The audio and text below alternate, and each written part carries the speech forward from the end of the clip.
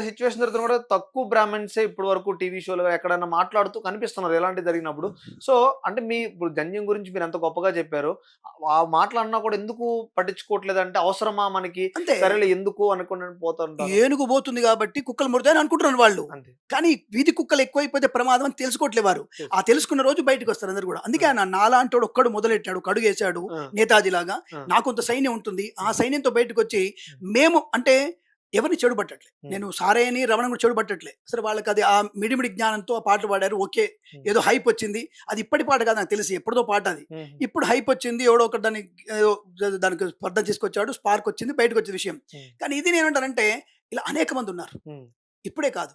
చంద్రగుప్తుడు ఉన్నప్పుడు అలాంటిది జరిగింది. హ్మ్. చాణక్యుడు అవమానపడ్డాడు. హ్మ్. చాణక్యుడు అవమానపడి తను రాజయ్యేటువంటి యోగం ఉన్నా, యోగ్యత ఉన్నా తను రాజవ్వల. హ్మ్. తను మంత్రి కూడా లేడు. రాజ్యం వచ్చిన తర్వాత చంద్రగుప్తుడిని అమాయకమైనటువంటి చంద్రగుప్తుడిని చంద్రగుప్త మౌర్యుని చేసి చక్రవర్తిని చేసి ఆ యొక్క చాణక్యుడు ఎన్నికెళ్ళిపోయాడు. హ్మ్. నాకు ఆ రాజ్యం వద్దు, దాని పదవి నాకు వద్దని చెప్పేసి. హ్మ్.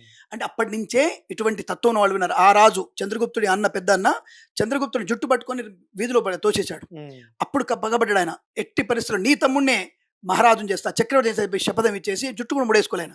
అంటే అప్పటి నుంచే అసమంజసమైనటువంటి బాధతో ఉన్న వాళ్ళు బ్రాహ్మణులే. హ్మ్. కాబట్టి అటువంటి బ్రాహ్మణులకి ఒకప్పుడు కాలం మారిపోయింది.